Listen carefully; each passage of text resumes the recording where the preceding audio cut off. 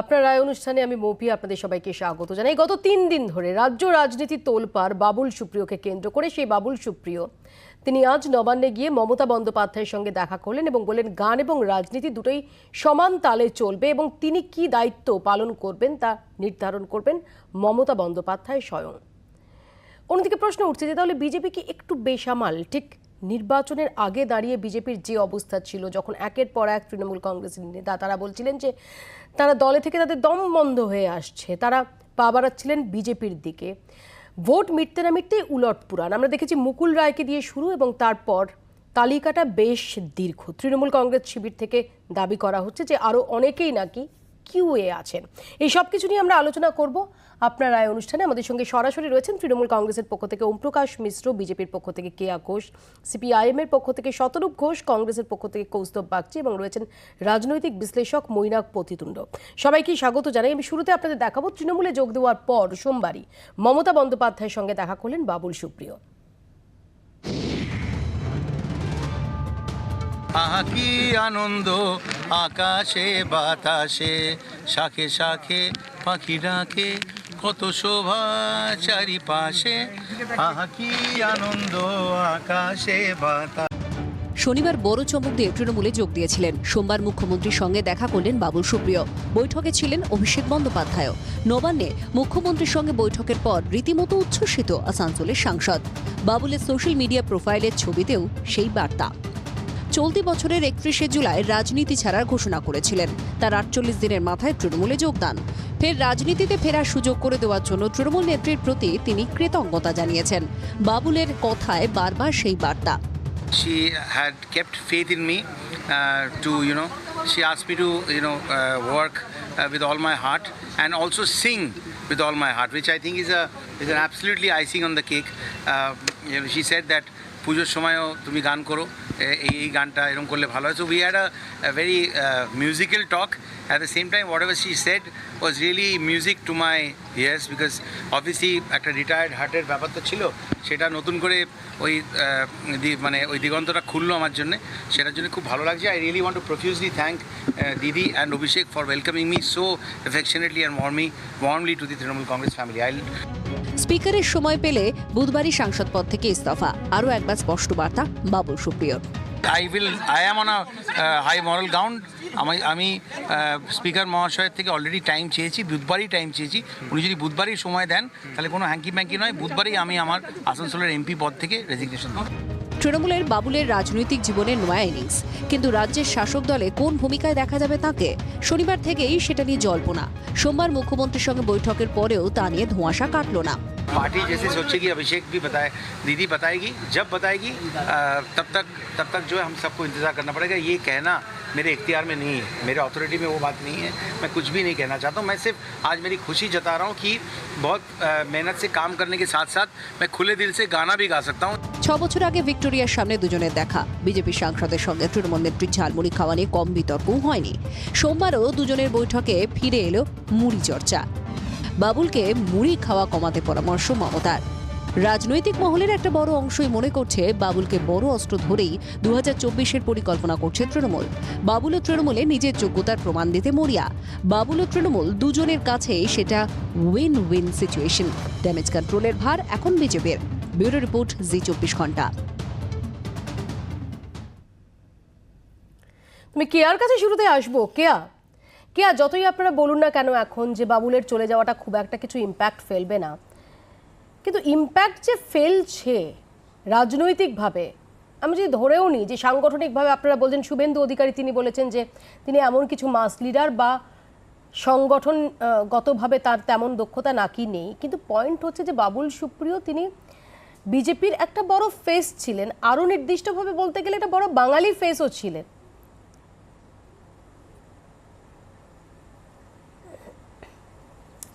মৌপিয়া, আমাদের রাজ্যে যারাই আছেন, যে শীর্ষ নেতৃত্ব রয়েছেন পশ্চিমবঙ্গ ভারতীয় জনতা পার্টির প্রদেশের যারা রয়েছেন, তারা প্রত্যেকেই বাঙালি এবং বাঙালি মুক্ত বটেই। এই বাঙালি সেন্টিমেন্ট নিয়ে মমতা বন্দ্যোপাধ্যায় এখন নতুন করে একটা কি বলবো একটা হাওয়া নিজের দিকে টানার চেষ্টা করছেন, তাতে খুব একটা সাফল্য পাবেন না। বরং উল্লেখযোগ্যভাবে এই যে বাঙালি মুখ যাকে বললেন, আমি শুনলাম আপনাদের চ্যানেলের মারফত যে তিনি হিন্দি এবং ইংরেজিতেই কথা বলতে স্বাচ্ছন্দ্য বোধ করেন। এটা আজকে নয়, বরাবরই দেখেছি।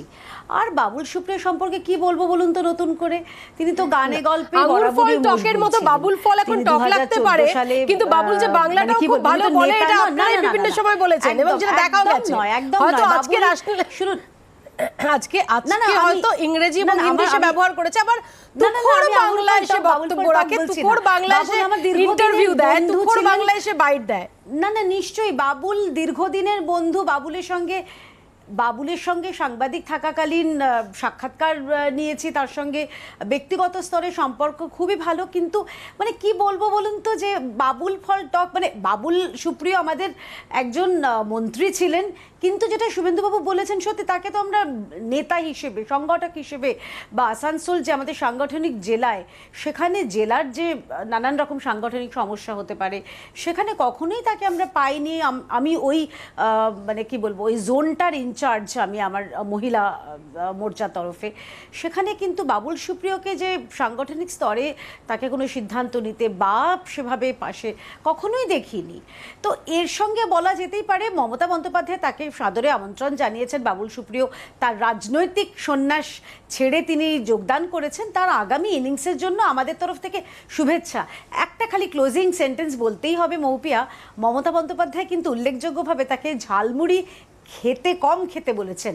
অর্থাৎ মমতা বন্দ্যোপাধ্যায় জানেন যে 4 বছর আগে ঝালমুড়ির কিন্তু ফল যদি উনি এখন দিতে পারেন, এখন ঝালমুড়ি খেলে আবার বলা যায় না আবার 3-4 বছর বাদে কি ফল দেবেন তিনি।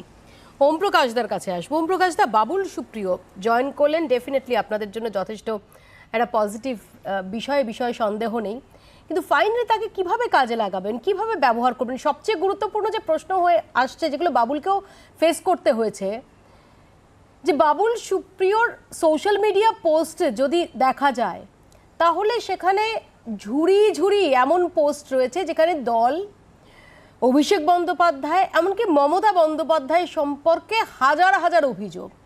তার অন্যতম পছন্দের হ্যাশট্যাগই ছিল টিএমছি, এবং বাবুল বলছেন যে তিনি কোনোটা ডিলিট করবেন না।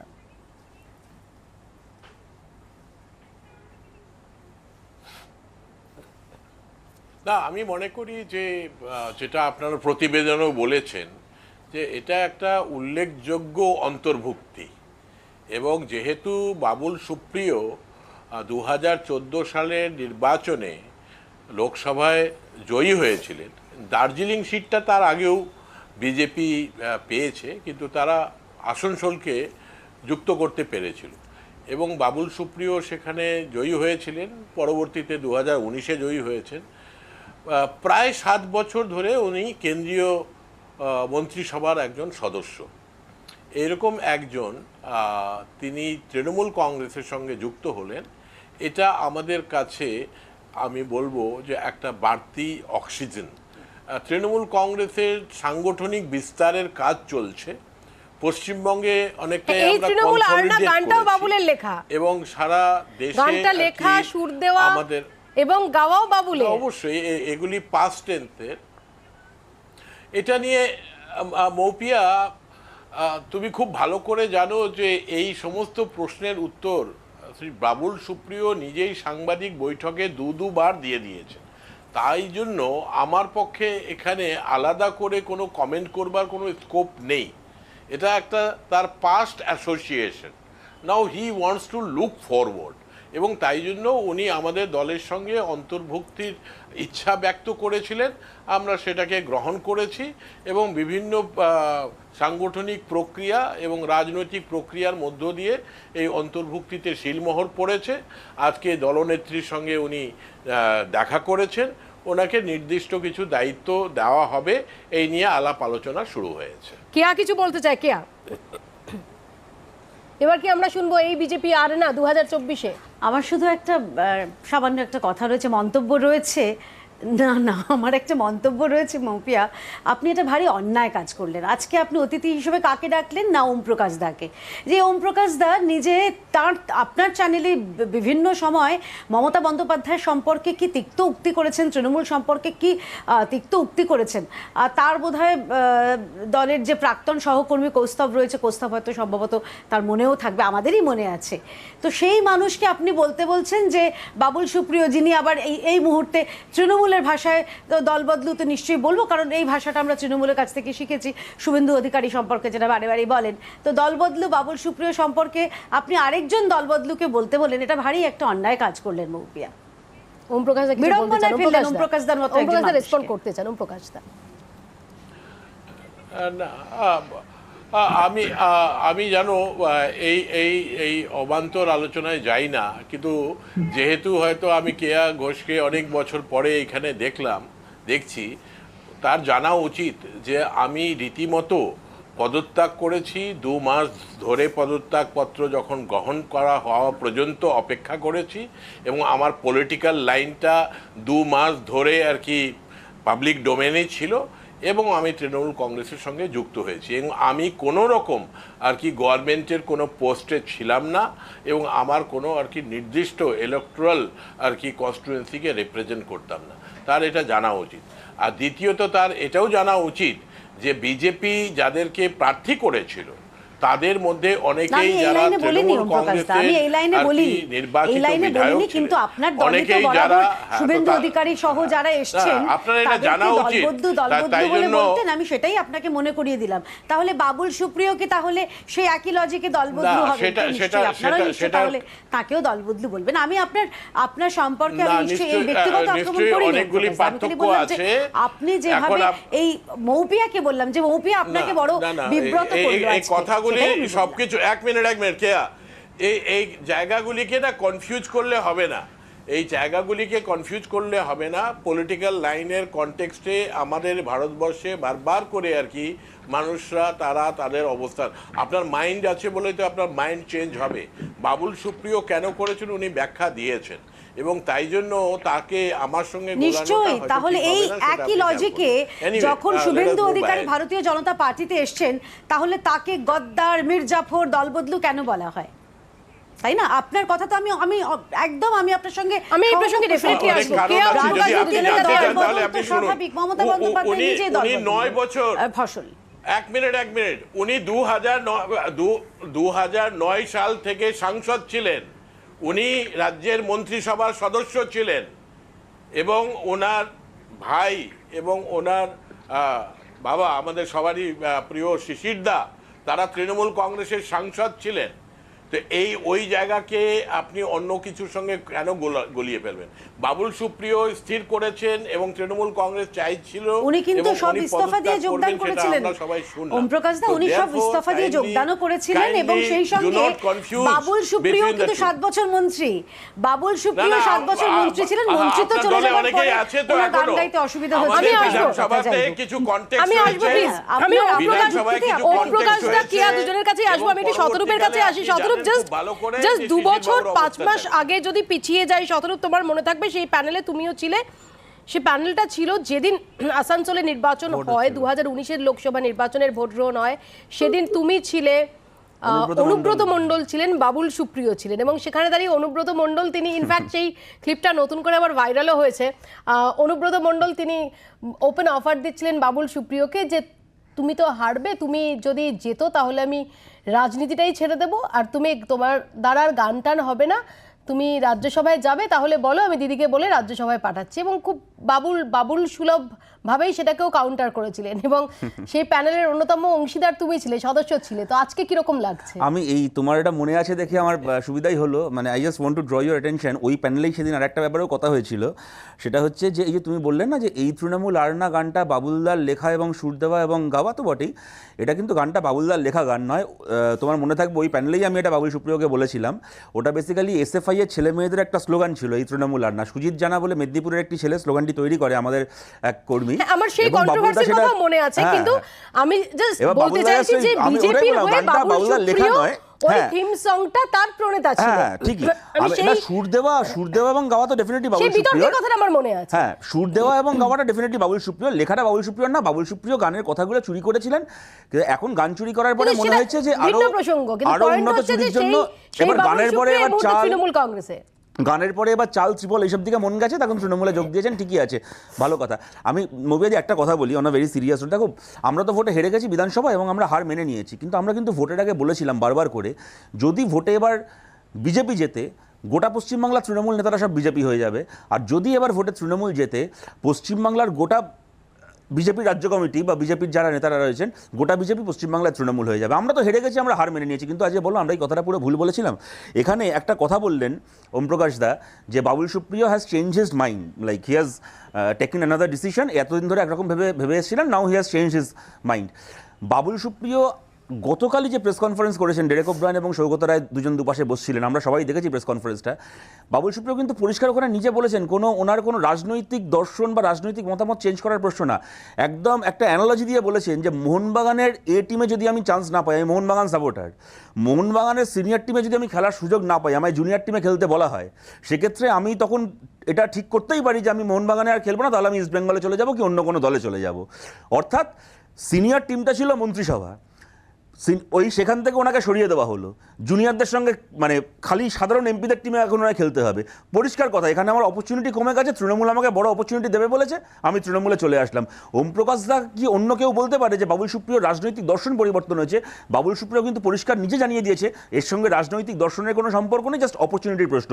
আমার শেষ কথা এবারের মতো আমি বলছি মপিয়াদি, এখানে দেখো মপিয়াদি, তুমি আমাকে আজকে থেকে দেখছো না, আমি যখন কলেজের সেকেন্ড ইয়ারে পড়ি তবে থেকে আমি 24 ঘন্টায়, সেই সময় ছাত্র আন্দোলনের পক্ষ থেকে বা এখন পার্টির পক্ষ থেকে এসে আমি মমতা বন্দ্যোপাধ্যায়ের অনেক সমালোচনা করেছি।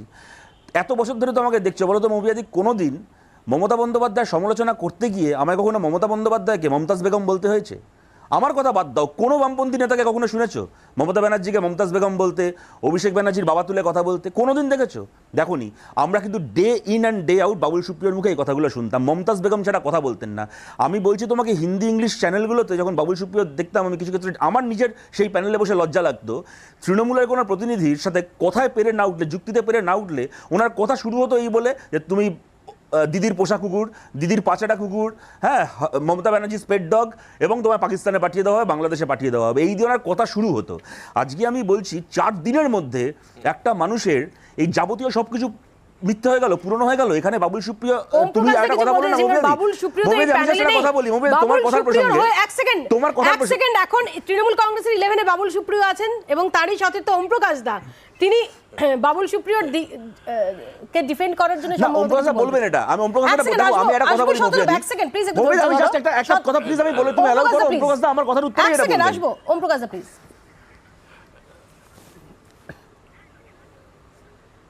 না, আমি শতরূপ এটা বলছি, তুমি খুব ভালো করে যদি শুনে থাকো, আমি বলেছি যে Babul Supriyo has change his mind.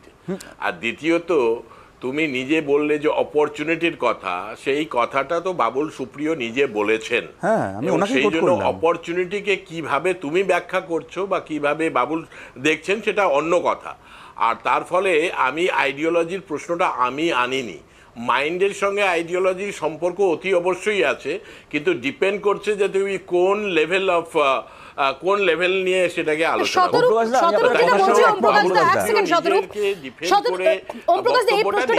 যে আজকে বাবুল সুপ্রিয় তিনি দল পরিবর্তন করলেন, কিন্তু ধরা যাক এনআরসি সিএ নিয়ে তার যে অবস্থান, সেটা কি পরিবর্তন হয়ে গেল? এই প্রশ্নগুলো কিন্তু উঠছে, বা এগুলো পরিবর্তন হয়ে গেল কিনা, অর্থাৎ তার ভাবধারাটা পরিবর্তন হলো কিনা, এটা সম্পর্কে আপনারা কি নিশ্চিত?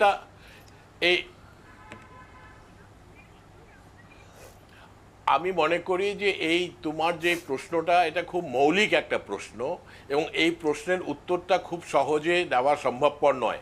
কিন্তু আমি বলবো যে যেহেতু রাজনৈতিক পরিসরে তার বক্তব্য ছিল, এবং সেটা একটা নির্দিষ্ট দলীয় অনুশাসন বা তাদের কর্মসূচিকে সামনে রেখে বা তাদের রাজনৈতিক অবস্থানকে রেখে করেছিলেন, এবং সেইগুলি বর্তমানে সেগুলিতে উনি যে বিশ্বাস করেন না, আপনাকে একটা কথা বলতে পারি কি উনি তার অভিব্যক্তি হবে। ওম প্রকাশ, আপনাকে আমি একটা কথা বলছি, আপনি আমার কথাটা হয়তো আমি ঠিকমতো করে আপনাকে কমিউনিকেট করতে পারিনি, আমি বোঝাতে পারিনি।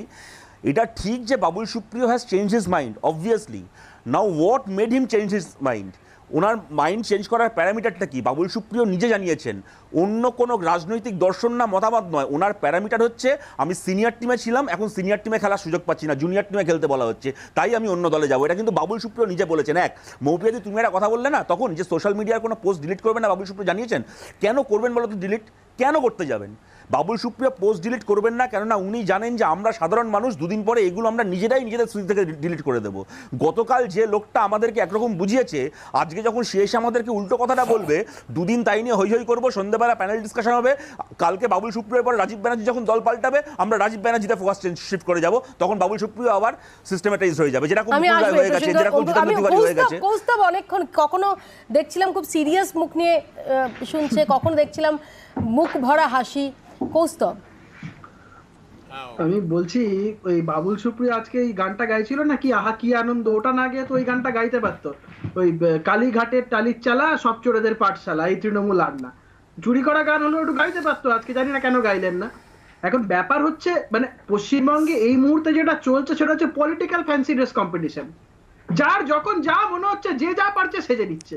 আজ মনে হচ্ছে বিজেপি একটু বিজেপি সাজি, কাল মনে হচ্ছে একটু তৃণমূল সাজি, যে যা পারছে সাজছে। এবারে তো এমন একটা দিন আসছে বিজেপি বা তৃণমূল যারা করছে কপালের মধ্যে স্ট্যাম্প মেরে ঘুরতে হবে, হয় পদ্ম ফুল নয় জোড়া ফুল স্ট্যাম্প মেরে লোকে বুঝতে পারবে না। সাধারণ মানুষের অত্যন্ত অসুবিধার জায়গায় আমি বলি মৌপিয়াদি, গত পরশুদিন আমার শরীরটা একটু খারাপ ছিল, দুপুরে ঘুমাতে যাওয়ার আগে আমি খেয়ে দিয়ে একটু দুপুরে ঘুমাচ্ছিলাম, শরীরটা খারাপ ছিল, আমি হঠাৎ তার আগে একটা ভিডিও দেখছিলাম, মোদিজির একটা বলছে মুঝে বাবুল চাইয়ে, সেই ভিডিওটা হঠাৎ ঘুম থেকে উঠে থেকে গলায় জোড়া ফুলের ঝুলে বসে আছে, অবাক কাণ্ড। মানে আমাদের মতন যারা আমরা যারা রাজনীতি করি, আমার যারা রাজনৈতিক কর্মী যারা, আমাদের ক্ষেত্রে এত অসুবিধা, কিন্তু মানুষের ক্ষেত্রে মহা বিপজ্জনক অবস্থা। আমি আর একটা কথা অনুযোগের সুরেই বলছি, এই জায়গাতে দাঁড়িয়ে মানুষের প্রতিও আমাদের কিছুটা হোক, মানে যারা আমরা রাজনৈতিক কর্মী, এটা মানুষকেও ভাবার চিন্তা করার একটা বিষয় এসছে। এই না যে শতরূপ যেটা বলতে চাইছিল এক দুদিন আলোচনা হবে এভাবে মানুষ ভুলে যাবে, আলটিমেটলি আমরা এই জিনিসটাকে সিস্টেমেটাইজ করে নিচ্ছি যে দুদিন বাদে কালকে আবার এই মানুষ। আমি আসবে, একটু অডিও প্রবলেম হচ্ছে, আমি তোমার কাছে আসবো, আমি একটু মৈনাক বাবুর কাছে এখানে আসবো। মৈনাক বাবু, অনেক চর্চা চলছে, কিন্তু যে পয়েন্টটা যেটা শতরূপ তুললো, বাবুল সুপ্রিয় কোনো রাগঢাক না করেই বলেছেন যে তিনি রিজার্ভ বেঞ্চে বসতে চান না, এবং তার যাওয়ার অর্থাৎ টার্নিং পয়েন্টটা যে মন্ত্রিত্ব থেকে তাকে সরানো, এটার ব্যাপারে তিনি কোনো রকম রাগঢাক করেননি, এবং তিনি বলেছেন যে তৃণমূল কংগ্রেস তাকে একটা অপরচুনিটি দিয়েছে, কি অপরচুনিটি তিনি খোলসা করছেন না, কিন্তু তিনি বলছেন যে সেটা ভীষণ রকম তার থেকে তিনি মোটিভেশন পেয়েছেন। তো এখানেই প্রশ্ন যে এর মধ্যে সত্যিই কি আপনি নীতিগত কোনো সমস্যা দেখেন, নীতিগত কোনো ইস্যু দেখেন?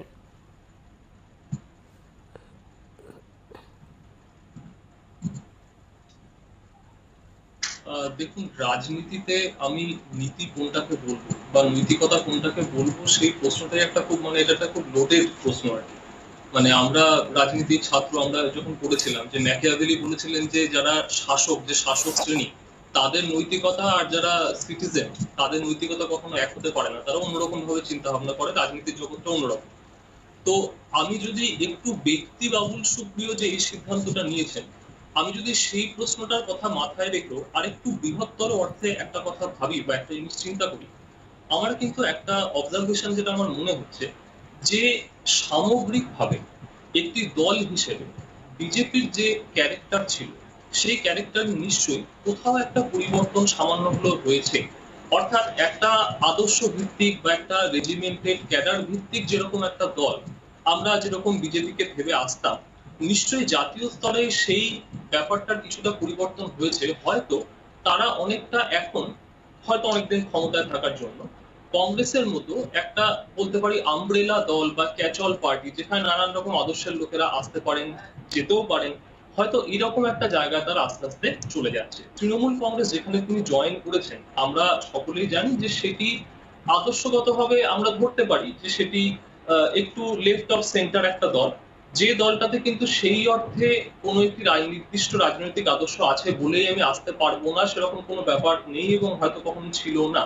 কাজেই সেইখানে একজন ব্যক্তি তিনি যোগদান করেছেন, একটা নির্দিষ্ট লক্ষ্যের কথা তিনি ঘোষণা করছেন বলে তিনি যোগদান করছেন। আপাতত একটা যেটা বলার বিষয় আমার যেটা বারবার করে মনে হয়েছে সেটা হচ্ছে যে তিনি ব্যক্তি হিসাবে কোনো একটা নির্দিষ্ট লক্ষ্য পূরণের জন্য তিনি যোগদান করছেন বা সেটা তিনি হয়তো ট্রান্সপারেন্টলি বলছেন, সবই ঠিক আছে।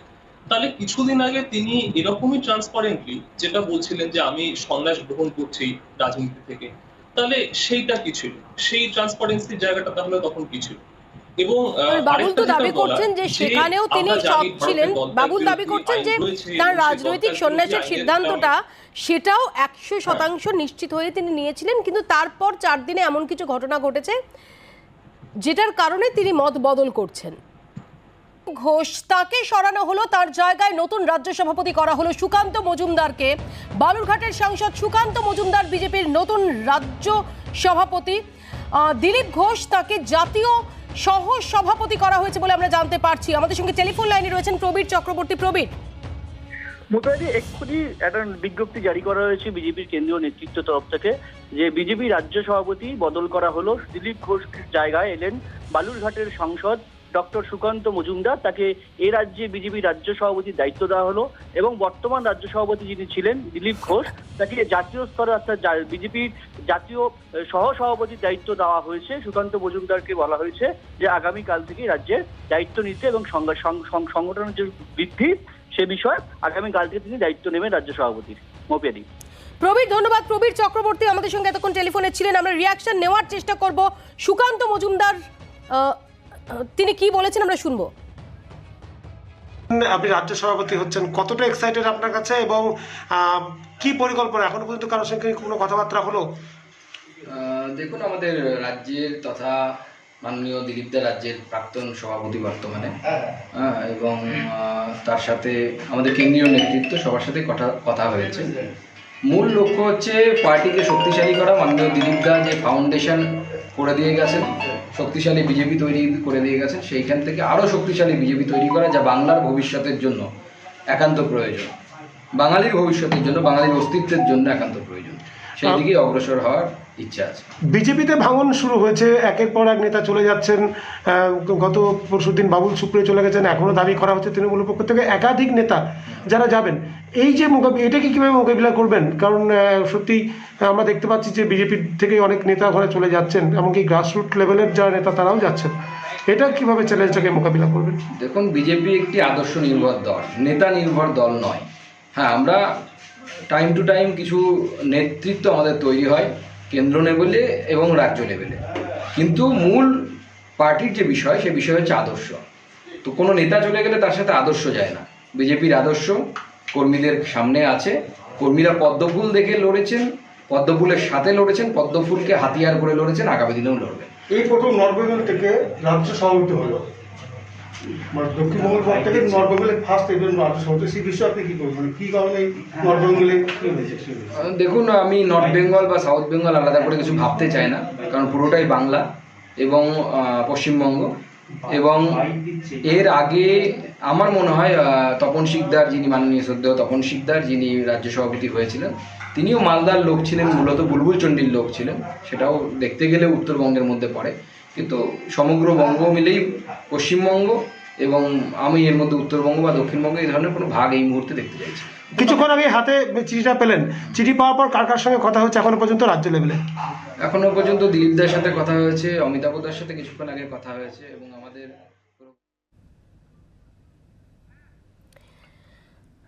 আমরা শুনলাম সুকান্ত মজুমদার তার বক্তব্য। আমি কেয়ার কাছে চলে আসব। অত্যন্ত ইন্টারেস্টিং, দিলীপ ঘোষ তাকে রাজ্য সভাপতি পদ থেকে সরিয়ে জাতীয় ন্যাশনাল ভাইস প্রেসিডেন্ট করা হলো, সুকান্ত মজুমদারকে আনা হলো তার জায়গায়। কেয়া তুমি বলতে পারো যে এটা হওয়ারই ছিল বা রুটিন, বাট টাইমিং যদি আমরা দেখি ভেরি সিগনিফিকেন্ট।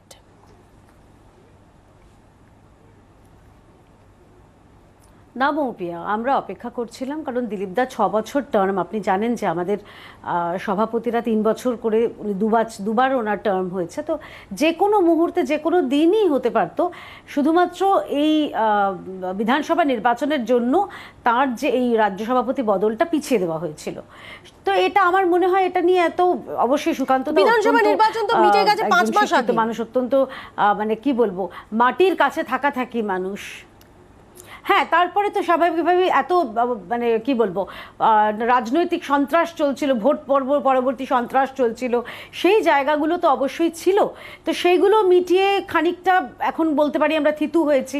তো সেই সময় আমাদের শীর্ষ নেতৃত্ব মনে করেছেন যে একেবারেই সঠিক সময়, কারণ সুকান্তদা তার সামনে তো আবার 24-এর জন্য প্রস্তুতি তৈরি করতে হবে, তাকেও তো সময় দিতে হবে যাতে তিনি সংগঠনটা আর নিজের মতন করে যে জায়গায় দিলীপ দা ছেড়ে দিলেন এত সাদা কালো দেখছো দিলীপ ঘোষ তার যে দায়িত্ব শুরু করে এখানে এসেছি, সেটা কি এতটাই সাদা কালো দেখছো ঘোষের নেতৃত্বে? মৌপিয়াদি কোনো একটা যে কোনো দলের মধ্যে কে কোন পোস্ট পাবেন সেটা একান্তই সেই দলের কর্মীদের এবং সদস্যদের ব্যাপার। আমি সাধারণভাবে এসবের মধ্যে খুব বেশি কথা বলতে চাই না, তবে আমার একটু টেনশন হচ্ছে এই কারণে, কেননা দেখো এর আগে যখন বাবুল সুপ্রিয়কে মন্ত্রিত্ব থেকে সরানো হলো আমরা দেখলাম কদিন পরে কি হলো, আবার ওদিকে মুকুল রায়কে যখন বিজেপি রাজ্য সহসভাপতি করা হলো তারপর আমরা দেখলাম মুকুল রায়েরও কী হলো।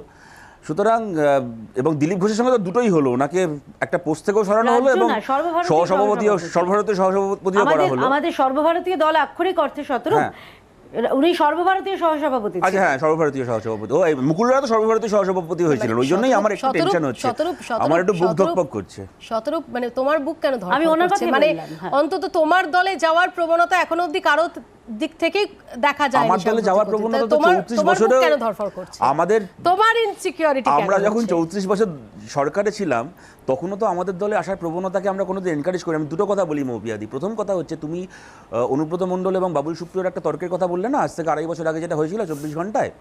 দেখো আলটিমেটলি কিন্তু অনুব্রত মণ্ডলও জিতলেন, বাবুল সুপ্রিয় জিতলেন, দুজনেরই স্বার্থ চরিতার্থ হলো। হারলেন কারা? সেই দিন 24 ঘন্টায় অনুব্রত মণ্ডল এবং বাবুল সুপ্রিয়কে ঝগড়া করতে দেখে যে সাধারণ মানুষ তাদের মধ্যেকার ঝগড়াটাকে সিরিয়াসলি নিয়েছিলেন সেই মানুষগুলো হারলেন। আমাদের বলার জায়গাটা এইখানেই। দেখো মৌপিয়াদি, তুমি বলছো যে আমার এর আগে তোমাকে একদিন বলছিলাম, আচ্ছা বলো তো 2 সপ্তাহ মন্ত্রী থাকতে না পারলে এত লোকের দম আটকে আসে, 3 মাস ক্ষমতায় আসতে না পারলে, ক্ষমতার বাইরে থাকলে এত লোকের নিঃশ্বাস আটকে আসে, 34 বছর তো এরা মন্ত্রী হতে পারেনি, ক্ষমতায় আসতে পারেনি, তখন কারোর নিঃশ্বাস আটকাতো না? দেখো একটা জিনিস তো জানো রিঅ্যাকশন দেব। ওম প্রকাশ দা, দিলীপ ঘোষ তার দায়িত্ব বদল, সুকান্ত মজুমদার নতুন জায়গায়, কি বলবেন? না, আমি জাস্ট আপনাদের চ্যানেলে বসে আছি। ওম প্রকাশ দা, আমি আপনার কাছ থেকে একটু মাফ চেয়ে নিচ্ছি ওম প্রকাশ দা, কারণ এই মুহূর্তে সুকান্ত মজুমদার তাকে আমরা সরাসরি পেয়ে গেছি। আমি আসবো ওম প্রকাশ দা আপনার কাছে। সুকান্ত বাবু, জি 24 ঘন্টা স্টুডিও থেকে মৌপিয়া আপনার সঙ্গে কথা বলছি। আপনাকে প্রথমেই অভিনন্দন জানাবো আপনার নতুন দায়িত্ব প্রাপ্তির জন্য। আপনার রিঅ্যাকশন কি? আপনাদের সকলকে ধন্যবাদ। পার্টি দায়িত্ব দিয়েছে, এর আগেও যে সমস্ত দায়িত্ব দিয়েছিল পার্টি সেগুলো নিজের সর্বোচ্চ শক্তি দিয়ে চেষ্টা করেছি পালন করার, আগামী দিনেও এই পালন করার চেষ্টা করব। কিভাবে পালন করবেন? কারণ আমরা গত কয়েক বছরে দিলীপ ঘোষের একটা আলাদা স্টাইল অফ ফাংশনিং দেখেছি, আর আপনার স্টাইল অফ ফাংশনিং সেটা সম্পর্কে যদি আমি তুলনামূলক আলোচনা করতে চাই, অন্তত একটা আন্দাজ পেতে চাই, তাহলে আপনি সেটাকে কিভাবে বর্ণনা করবেন? দেখুন, আপনারা যখন দিলীপ দা দায়িত্ব নিয়েছিলেন তার স্টাইল অফ ফাংশনিং সেটা আপনারা তখন নিশ্চয়ই জানতেন না, দিলীপ দা দায়িত্ব নেবার পর জানতে পেরেছেন। অপেক্ষা করুন, ধীরে ধীরে আপনারাও জানতে পারবেন। যে সময় আপনি বিজেপির রাজ্য সভাপতির দায়িত্ব পেলেন সেই সময়টা কি একটু বেশি চ্যালেঞ্জিং নয়? কারণ 2021-এর বিধানসভা নির্বাচনের আগে এ রাজ্যে বিজেপির যে পরিস্থিতি ছিল, এখন যখন একের পর এক বড় নাম মুকুল রায় থেকে শুরু করে বাবুল সুপ্রিয়, এমনকি সুনীল মণ্ডল, তারা দল ছাড়ছেন, সেরকম একটা পরিস্থিতিতে দাঁড়িয়ে আপনার হাতে গুরু দায়িত্ব কতটা চ্যালেঞ্জিং? দেখুন, আমাদের রাজ্য সভাপতি অবশ্যই একটি গুরুত্বপূর্ণ পদ, কিন্তু ভারতীয় জনতা পার্টি তার একটা নির্দিষ্ট আদর্শ নিয়ে চলে।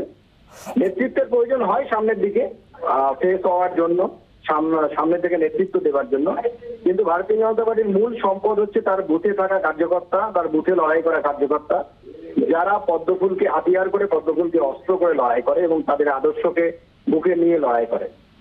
আগামী দিনেও তারা লড়াই করবেন আমার বিশ্বাস, এবং আমার কাজ তাদের সাথে থাকা, তাদের পাশে থাকা। আমরা শুধু আমি একা নই, আমাদের যে টিম আছে রাজ্যের টিম, কেন্দ্রের টিম, সকলে মিলে আমরা চেষ্টা করবো সাংগঠনিকভাবে, এবং পশ্চিমবঙ্গের বিজেপি আগামী দিনে শক্তিশালী হবে। এবং আমি আপনাদের কাছে বলতে চাই যে আগামী লোকসভা নির্বাচনে বিজেপি বিপুল সাফল্য নিয়ে আবার একবার 18টি যে সিট পেয়েছিল তার থেকে বেশি সিট পেয়ে 24-এর ইলেকশনে দেখিয়ে দেবে।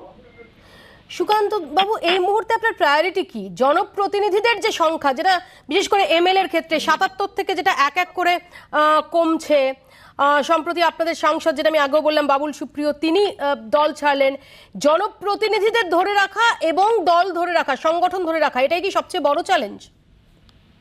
এখন জনপ্রতিনিধিরা অবশ্যই গুরুত্বপূর্ণ এবং সংগঠনও দুটোই গুরুত্বপূর্ণ। জনপ্রতিনিধিরা যারা ভারতীয় জনতা পার্টির নীতি আদর্শ নিয়ে ভারতীয় জনতা পার্টিতে কাজ করেছেন এবং নির্বাচিত হয়েছেন, আমার মনে হয় তারা ভারতীয় জনতা পার্টি ছেড়ে যাবেন না, ভারতীয় জনতা পার্টিতে থাকবেন। কেউ ব্যক্তিগত কারণে যেতেই পারেন, সেটা তার ব্যক্তিগত ব্যাপার, সে বিষয়ে আমি কোনো মন্তব্য করতে চাই না। তারা থাকলে ভালো হতো, একসাথে লড়াইটা করতো। বাবুলদা থাকলেও খুব ভালো হতো, বাবুলদার সাথে আমার সম্পর্ক খুব ভালো ছিল। বহু লড়াইয়ের সাক্ষী বাবুলদা, হয়তো আগামী দিনে আবার লড়াই হবে একসাথে। বেশ অনেকগুলো মনোমালিন্যের ঘটনা সাম্প্রতিক অতীতে রাজ্য বিজেপির অন্দরে দেখেছি। কখনো দিলীপ ঘোষ, সৌমিত্র খান, কোনো বাবুল সুপ্রিয়র এই চলে যাওয়া, এগুলোকে কিভাবে হ্যান্ডেল করবেন? এটা কতটা আপনার এই মুহূর্তে প্রায়োরিটি লিস্টে কোথায় রয়েছে এই তালিকাটা? পার্টি একটি বিরাট পরিবার। এখনকার দিনে ছোট নিউক্লিয়ার ফ্যামিলিতে স্বামী স্ত্রীর মধ্যে পর্যন্ত সম্পর্ক মাঝে মাঝে অবনতি হয়ে যায়, নানা রকম ঝগড়াঝাটি হয়। একটা ফ্যামিলিতে, এত বড় ফ্যামিলি, রাজনৈতিক ফ্যামিলি, তাদের মধ্যে কোনো মনোমালিন্য হওয়াটা অস্বাভাবিক কোনো ব্যাপার না। মনোবিরোধ না হলেই হলো, মতবিরোধ তো থাকতেই পারে। একদম সাম্প্রতিক, যে বিশেষ করে আপনি উত্তরবঙ্গ থেকে জনপ্রতিনিধিত্ব করেন, সেখানে দাঁড়িয়ে আমরা সাম্প্রতিক অতীতে দেখেছি যে একটা বড় বার্নিং কোয়েশ্চেন হয়ে দাঁড়িয়েছে যে উত্তরবঙ্গ নিয়ে একাধিক জনপ্রতিনিধি এবং নেতার একাধিক মত, যেখানে আপনাদের বিরোধীরা অভিযোগ করেছেন যে আপনারা নাকি বঙ্গভঙ্গের পক্ষে। এই সম্পর্কে আপনার অবস্থান ক্লিয়ার করবেন, কারণ রাজ্য বিজেপির স্টিয়ারিং হুইল এখন আপনার হাতেই থাকবে। দেখুন, রাজ্য বিজেপি তার স্ট্যান্ড আগেই ক্লিয়ার করে দিয়েছে মন্ত্রী, যে ভারতীয় জনতা পার্টির এই ধরনের কোনো সিদ্ধান্ত নয়। হ্যাঁ, তবে উত্তরবঙ্গের বিভিন্ন সাংসদরা উত্তরবঙ্গের মানুষের যে মনের ভাষা, সেই ভাষাকে ব্যক্ত করেছেন কোনো কোনো সময়।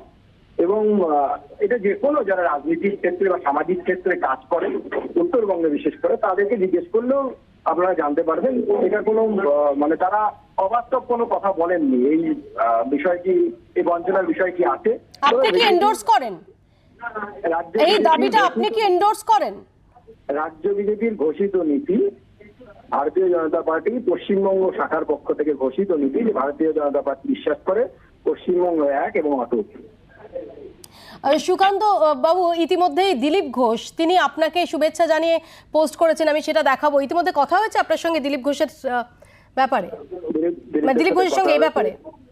মাননীয় দিলীপদার সাথে কথা হয়েছে, মাননীয় দিলীপদার আশীর্বাদ চেয়েছি এবং উনি আশীর্বাদ করেছেন। এবং উনি যে জায়গায় পার্টিকে নিয়ে গেছেন, উনি পশ্চিমবঙ্গের অন্যতম সফলতম রাজ্য সভাপতি, এবং তার আগেও যারা রাজ্য সভাপতি ছিলেন তারা প্রত্যেকেই চেষ্টা করেছেন ভারতীয় জনতা পার্টিকে শক্তিশালী করার এবং আগামী দিনে তাদের আশীর্বাদকে পাথেয় করে এগিয়ে যায়। তো আমার শেষ প্রশ্ন আপনার কাছে, যেহেতু তুলনাটা খুব অবশ্যম্ভাবীভাবে আসবে, সুকান্ত বাবু, আপনি জানেন যে দিলীপ ঘোষের বহু বিতর্কিত মন্তব্য, কোনো জাজমেন্টে না গিয়ে হচ্ছে, দিলীপ ঘোষের বিতর্কিত মন্তব্য সেগুলো ভীষণভাবে চর্চার মধ্যে ছিল। কেউ বলতেন যে না, দলের কর্মীদের উজ্জীবিত করার জন্য এই বক্তব্যগুলো রাখতেই হয়, কেউ বলতেন যে না, এটা ভীষণভাবে সমালোচনার যোগ্য, যেমন রোগরে দেব থেকে শুরু করে একাধিক মন্তব্য, একাধিক বিতর্কিত বেফাস মন্তব্য। তো সুকান্ত মজুমদার তিনি এগুলো কিভাবে দেখতেন? অর্থাৎ তিনি কি এই ধরনের মন্তব্য তার কাছ থেকে, এরকম গরমাগরম মন্তব্য তার কাছ থেকেও পাওয়া যাবে, নাকি তিনি ডিফারেন্ট মানুষ? দেখুন, সুকান্ত মজুমদারের মন্তব্য নিয়ে মন্তব্য করার অধিকার আছে। মাননীয় দিলীপ ঘোষের মন্তব্য নিয়ে মন্তব্য করতে আমি চাই না। আমার মন্তব্য নিয়ে যদি কোনো প্রশ্ন থাকে আপনি করতে পারেন। মানে আমরা জানতে চাইছি যে আমরা কি প্রত্যেকদিন সকালে, যেরকম ভাবে দিলীপ ঘোষ প্রত্যেকদিন সকালে একটা গরমাগরম মন্তব্য করতেন এবং সারাদিন তাই নিয়ে চর্চা চলতো, সুকান্ত মজুমদারের কাছ থেকে সেরকম গরমাগরম মুখরোচক এবং কিছুটা বিতর্কিত কোট প্রত্যেকদিন পাবো?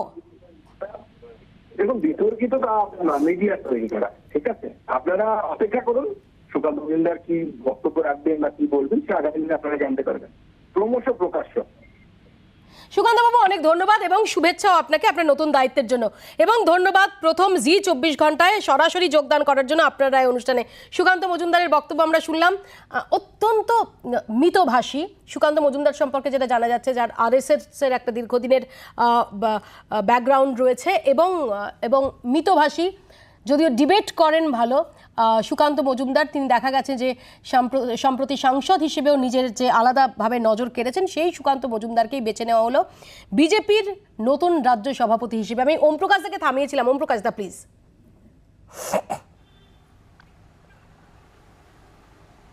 না দেখো, এটা বিজেপির আভ্যন্তরীণ সাংগঠনিক প্রক্রিয়ার অংশ হিসেবে তারা নতুন দায়িত্বভার প্রথমবার সাংসদ, আমাদের বালুরঘাটের সাংসদ, তাকে তারা দিয়েছেন। এটা নিয়ে আমাদের দলগতভাবে আমাদের কোনো বক্তব্য নেই। তবে যেহেতু তোমাদের চ্যানেলে বসে ডক্টর সুকান্ত মজুমদারের বক্তব্যের একটা অংশ আমরা শুনলাম, সেই উপর ভিত্তি করে আমি দুটো কথা বলবো। প্রথমত হচ্ছে যে বিজেপি পশ্চিমবঙ্গেই শুধু নয়, সারা ভারতবর্ষের ক্ষেত্রেই কিন্তু তার অবনমন হচ্ছে এবং ডিক্লাইনিং ফোর্স। এবং এখানে পশ্চিমবঙ্গে তাদের যে বিপুল সাফল্য তারা লাভ করেছিলেন 2019 সালে লোকসভায়, সেটা অনেকটাই হচ্ছে যে সিপিআইএম দলের ভোটটা তাদের কাছে ট্রান্সফার্ড হয়েছিল এবং সেটাই 2021-এ অনেকটাই তারা মেনটেন করতে পেরেছেন, সম্পূর্ণভাবে নয়, তার জন্য তারা পরাজিত হয়েছে। এখন সুকান্তবাবু অতি অবশ্যই আর কি একজন শিক্ষিত মানুষ এবং অধ্যাপনা করেন, তুমি যেমন কি বললে মিতভাষী, তো তাই জন্য ওনার কাছ থেকে তোমরা কি পরবর্তীকালে এক্সপেক্ট করবে আমি বলতে পারবো না। আমি তোমাকে একটা কথা বলতে পারি যে বিজেপির আদর্শহীনতার বিরুদ্ধেই কিন্তু আজকে সারা ভারতবর্ষের মানুষের লড়াই। আমরা পশ্চিমবঙ্গে এই লড়াইটা সফলভাবে জয়ী হয়েছি। আগামী দিনেও বিজেপিকে এবং তাদের যে আদর্শহীনতা, তাদের যে সাম্প্রদায়িক রাজনীতি এবং তাদের যে ভয়ঙ্কর ধরনের অর্থনৈতিক আর কি বিপর্যয়ের মুখে ভারতবর্ষকে দাঁড় করানো, এই জায়গা থেকে ভারতবর্ষকে উদ্ধার করার লক্ষ্যে আমাদের কাজ হবে এবং তাতে অতি অবশ্যই রাজনৈতিকভাবে বিজেপির মোকাবিলা আমরা দিলীপ ঘোষকে করেছি, অতি অবশ্যই সুকান্ত বাবুর নেতৃত্বে যে আমি এখানে একটু মৈনাক বাবুর কাছে আসবো। মৈনাক বাবু, যে সময় দাঁড়িয়ে সুকান্ত মজুমদার, এটা ঠিকই যে রাজ্য সভাপতি পদ নিয়ে অনেকদিন ধরে ভাবনা চিন্তা চলছিল, কিন্তু সুকান্ত মজুমদারকে আনা এবং সাম্প্রতিক ঘটনা প্রবাহ, এগুলো সত্যিই কি একদম একে অন্যের থেকে বিচ্ছিন্ন, নাম্বার 1? নাম্বার 2, নাকি আসলে প্রত্যেকের সঙ্গে সম্পর্কিত এবং সুকান্ত মজুমদারের মতো একটা ফেসকে রাজ্য সভাপতির পদে আনাটা বিজেপির ইমেজ মেকওভারের চেষ্টা?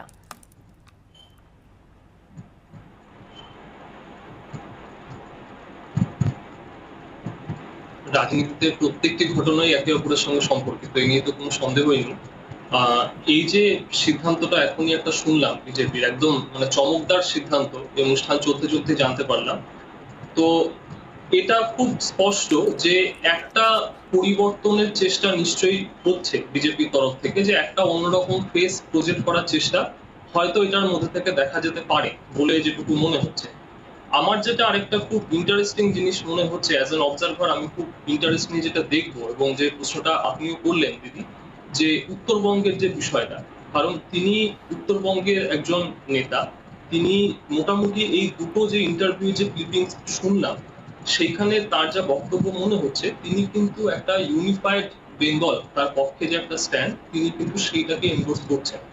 তো সেই ক্ষেত্রে উত্তরবঙ্গের যে সাংসদরা রয়েছেন তাদের সাথে ডায়নামিক্সটা কি হবে সেটা কিন্তু খুব ইন্টারেস্ট নিয়ে দেখার একটা বিষয় রয়েছে। আরেকটা যেটা কথা বলার, যে সর্বভারতীয় ক্ষেত্রে তাকালেও কিন্তু ইদানিংকালে দেখতে পাওয়া যাচ্ছে যে বিজেপি শাসিত রাজ্যগুলিতে সেখানে একটা মুখ্যমন্ত্রী পরিবর্তনের একটা ট্রেন্ড দেখা যাচ্ছে, নানান রকম কারণে সেখানে ট্রেন্ডটা দেখা যাচ্ছে। কোথাও কোথাও এরকমও বলা হচ্ছে যে কোথাও একটা কাস্টের বিষয় রয়েছে, সেই অঙ্কটাকে মেলানো হচ্ছে।